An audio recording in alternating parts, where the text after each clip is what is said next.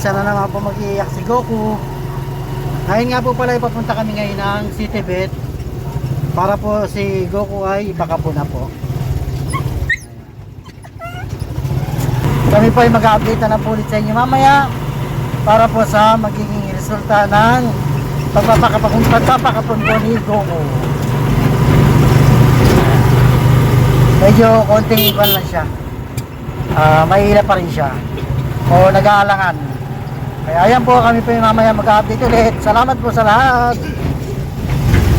Kami po ngayon na nasa pinakaya na.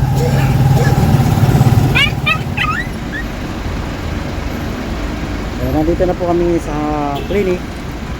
Kaya ayan, medyo pinakabakabahan po siguro ako ngayon.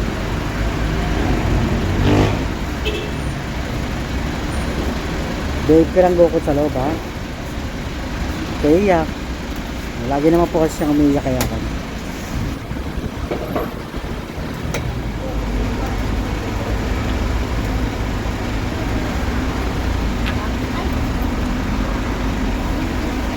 Kami po ay nandito na po nag-video ko sa clinic. Ayan, para kami po ay papasok na po sa loob para po si Goku ay ma-assist na po ng mga staff.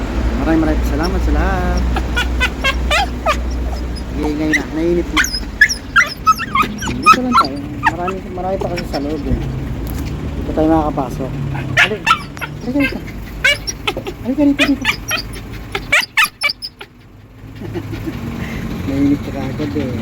Nainip.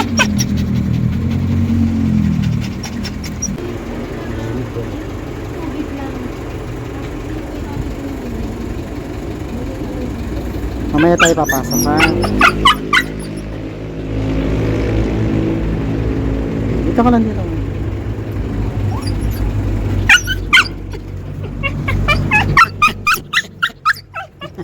Sige pa. BCBC mabilis na pero bakit sa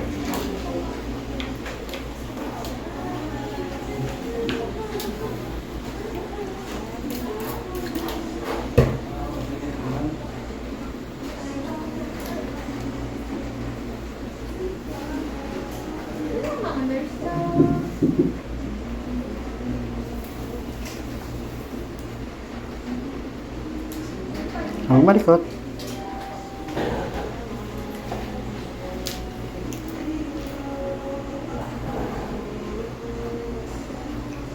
Good. Platelet normal naman lahat. Liver, kidney, okay naman din. So, ito lang mataas bahagya. 180 yung amylase, pancreas po yun.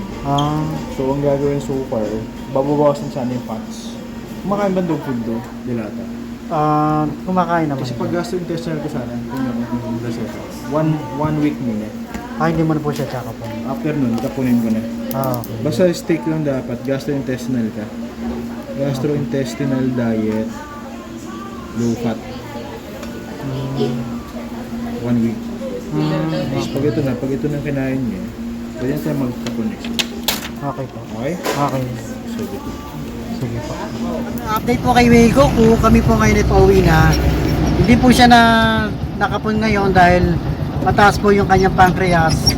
Magkakaroon muna po siya ng treatment ng 1 week para po pababain yung kanyang pancreas. Kaya yan po, meron naman po siya pagkain lang po na i-take para po bumaba po yung kanyang fat ng pancreas. Kaya yan po, kami po ipauwi na. Maraming po salamat.